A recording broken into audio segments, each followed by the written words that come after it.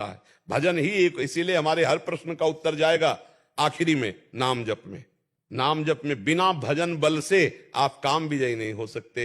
थोड़ी देर के लिए आप कसम खाओगे, थोड़ी देर के लिए नियम लोगे, लेकिन जब उसका आवेश आएगा तो आप फिर पागल हो जाओगे। किसी और की जरूरत नहीं, अपने आप से अपने आप को नष्ट कर दोगे। काम ऐसा बलवान है, ये अपने आप से अपने आप को नष्ट करवा देता है। इसलिए नाम जप करो, भगवान की लीलाएं गुणगान करो, भगवान का भाव रखो, और जिससे भी मिलो उससे अच्छा व्यवहार करो।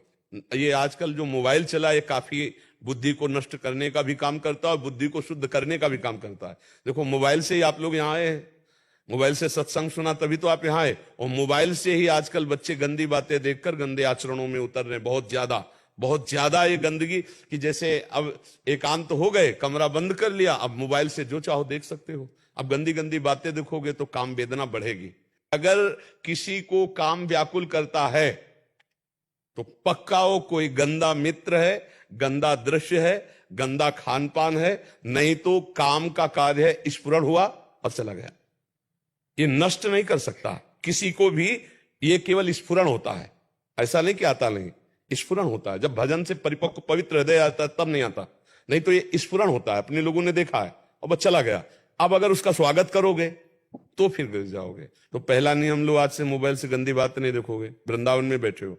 दूसरा नियम लो, अपने हाथ से कोई ऐसी क्रिया नहीं करोगे जो काम को बढ़ावा देने वाली हो, ठीक है। तीसरा, ऐसे मित्रों से नहीं मिलोगे जो आपको गंदी क्रियाओं के लिए, गंदी बातों के लिए, चाहे वो कोई भी हो, वो आपको प्रेरित करे। और नाम जप करो, फिर हमें मिलना तो बताना आप। भोजन पर पवित्र भोजन, संग पर पवित्र संग, विचार पवित्र, आचरण पवित्र, तो काम के लिए गुंजाइश ही नहीं रह जाती है। जब आप गंदा गंदा व्यवहार देखोगे, गंदी बातें करोगे, गंदा विचार रखोगे, तो गंद में फिर ये मलिन दोष आते हैं, काम क्रोध लोभ मोह मद मत्सर ये आते हैं। इसलिए इसको सुधार करो। महाराज जी, भोजन की तो पूरा सुधार है, बाहर का कहीं नहीं खाते हैं कोई भी।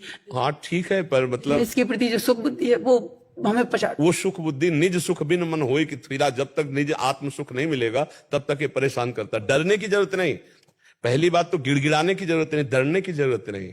यार हम इसी बात को तो पुष्ट करते, गिड़गिड़ाने की जरूरत क्या है। देखो, भेड़िए की तरह आक्रमण ये उनके करते जो बच्चे जैसे होते हैं। भेड़िया सयाने आदमी से नहीं लड़ता है, वो बच्चों को उठा के ले जाता है। ऐसे ही विकार जो होते हैं ना, डरपोक को गिराते हैं। काम आया है, तुम स्वीकृति मत दो, क्या बिगाड़ लेगा तुम्हारे अंदर काम।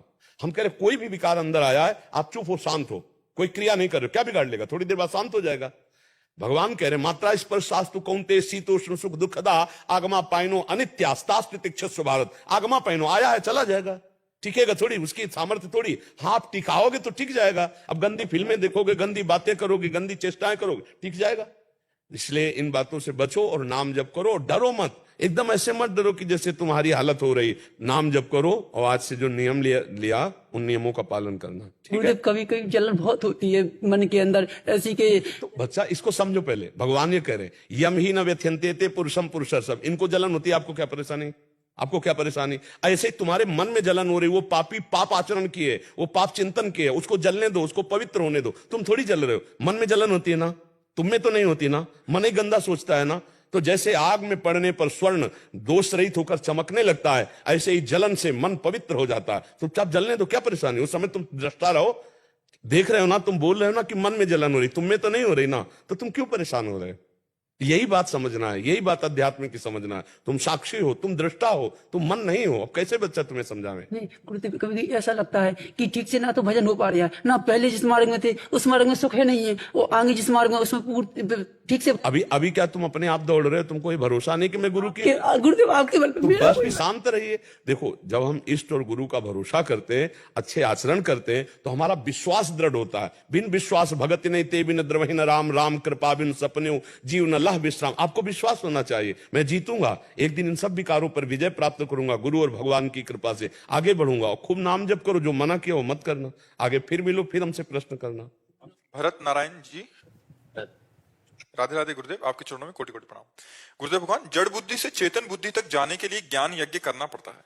किताबों के ज्ञान के अलावा और कौन से मार्ग से त्रिगुणों से पहली उठा जा बात ये मानना है कि बुद्धि में जड़ चैतन्य नहीं होता है, बुद्धि से विवेक की यात्रा होती है। समझते हो ना। अगर उसको बुद्धि को जड़ बोलोगे तो ठीक निर्णय नहीं निकल पाएगा, और बुद्धि को चैतन्य बोलोगे तो ठीक निर्णय नहीं निकल पाएगा। बुद्धि और विवेक, बुद्धि तो सबके पास है, पर विवेक नहीं है। अगर विवेक हो जाए तो मोह का नाश हो जाए। मोह का नाश हो जाए तो शुद्ध ज्ञान की प्राप्ति हो जाए। बिनु सत्संग विवेक न होई, राम कृपा बिनु सुलभ न सोई। होए विवेक मोह भ्रम भागा, तब सब विषय विलास विरागा।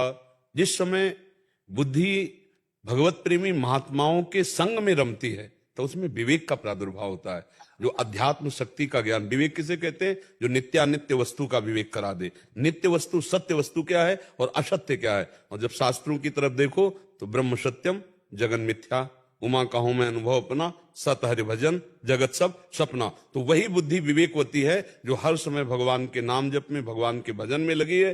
तो वो बुद्धि ठीक निर्णय करेगी, पापाचरण से रोक करके सदाचरण में लगाकर उसे आनंद और सुख भगवत प्राप्ति करा देगी। आप समझ पा रहे हैं? हाँ, जड़ देश है शरीर। शरीर में अगर हमारी बुद्धि लगी रहेगी तो हमारा पतन हो जाएगा। और यही बुद्धि मय्येव मन आदत्स्व मयि बुद्धि निवेश है। भगवान कह रहे हैं मेरे में मन को लगा दो, मेरे में बुद्धि को लगा दो, तो तुम तेजस्वी हो जाओगे, शक्तिवान हो जाओगे, भगवत स्वरूप हो जाओगे, मेरे में ही निवास करोगे। मय्येव मन आदत्स्व मयि बुद्धि निवेश है, निवस्यस्य मय्येव अत ऊर्ध्वम न संशया। तू निरंतर मेरे में वास करेगा। और भगवान है आनंद स्वरूप और हम भी है आनंद स्वरूप। हमारी खोज है आनंद। हम जो भी करते हैं वो आनंद के लिए करते हैं। आप देखो, पाप भी करते हैं तो आनंद के लिए करते हैं ना, लेकिन मिलता है नहीं। दिशा हमारी गलत है, हमारी दिशा गलत हो गई, खोज सही है। हम आनंद के बच्चा है, अंश है आनंद समुद्र भगवान के, तो हमारी खोज है आनंद, पर दिशा गलत हो गई।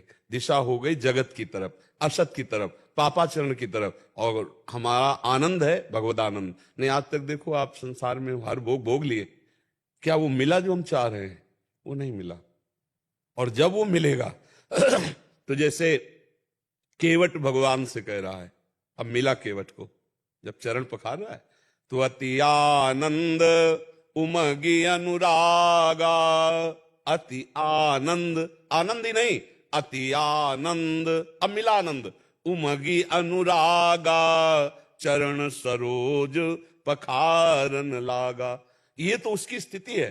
अब भगवान दे रहे हैं बाद में मुद्रिका श्री जानकी जी की, अब कछुनाथ न चाहिए मोरे दीन दयाल अनुग्रहत। मिल गया जो मैंने खोजा बहुत काल में, कीन मंजूरी आज दीन सब विधि भल पूरी।